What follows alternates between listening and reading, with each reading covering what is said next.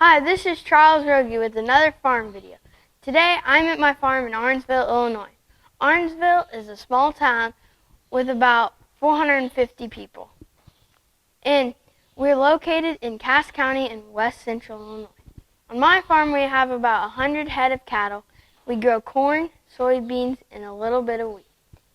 And we grow a few acres of sweet corn that we sell at a roadside stand. We have several big tractors that we use for planting and harvesting and other things around the farm. We use them at certain times of the year.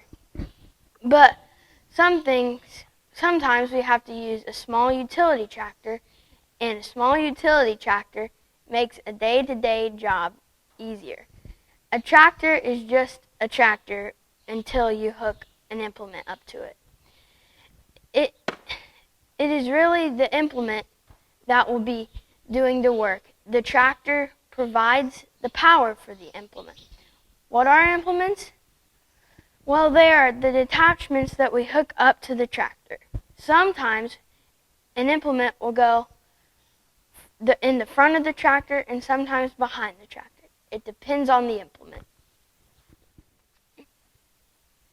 Some examples of implements that we use include are mowers, grain augers, hay rakes, and tedders. So before you can use mowers, rakes, tedders, and grain augers and other implements, we have to have the power. And that's where the tractor comes in. There has to be a way to transfer the power from the tractor to the implement. And that mechanism is called power takeoff shaft, or just PTO. The PTO transfers the power of the tractor to the implement. A mower can't run without a motor, so the PTO connects the motor from the tractor to the mower so that it can run. It's kind of like plugging in to an outlet at your house. Like a lamp or a TV won't work unless you have power to plug it in. And now I'm going to show you how to get a power from the tractor to the implement.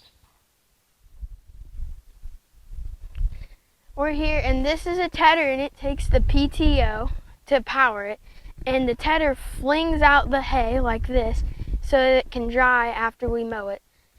And then we have the rake, which rolls up the hay so we can bale it.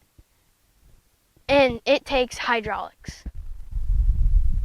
Now we're going to do the tedder, and since I can't do that on my own, my dad's going to help me hook it up and run it.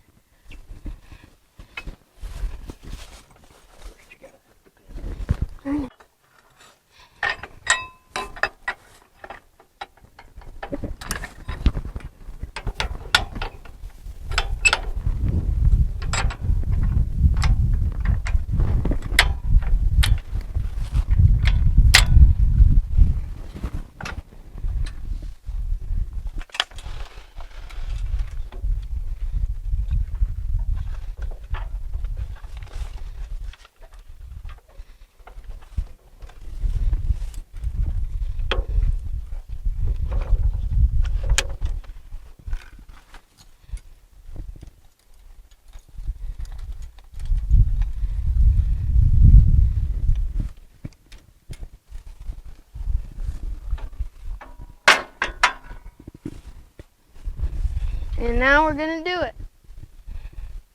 This is the PTO shaft here.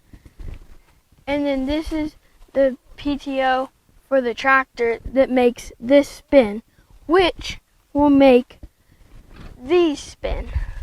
So it'll fling everything out. Now we're going to start the tractor and engage the PTO.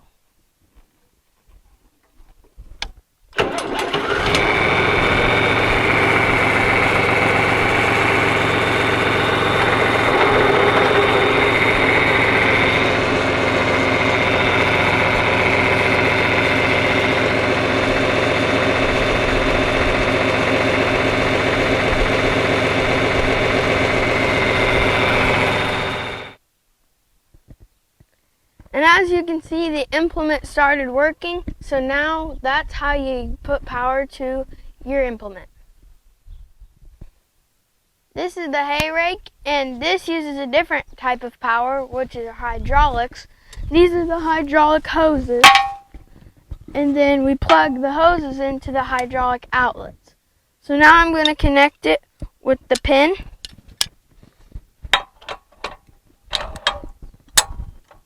And now we're going to plug in the outlets and start going after we raise the jack.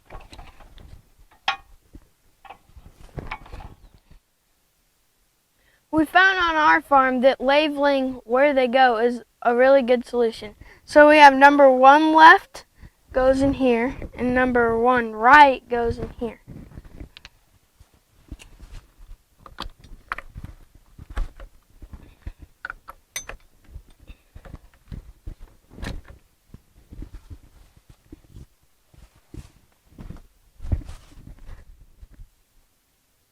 So now we're going to pull up and start the tractor and run the machine. By using this lever, I'm going to unfold it.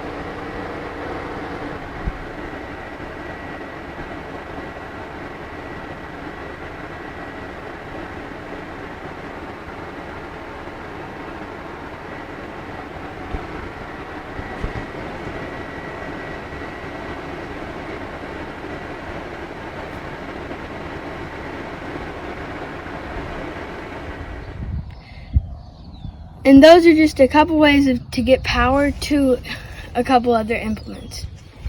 When we're using a PTO, we have to be very careful and pay close attention. Many farm accidents happen around PTOs because you could get too close to the rotation and a shirt sleeve could get caught in it, pull the person too close, and cause serious injuries. Some PTOs have safety shields on them, but you still have to be aware of your location in case you don't get so close. There are many implements that a farmer could hook up to his tractor, and his tractor supplies the power. This is just a small example of how the process is done. Farmers use implements every day on their farm, and we have to switch implements several times a day, depending on what job we're doing. But as you can see, it's fairly easy. It's a fairly easy task to unhook and hook up machines to the tractors, and that makes our job easier. This has been Charles Rogie, and until next time, stay safe.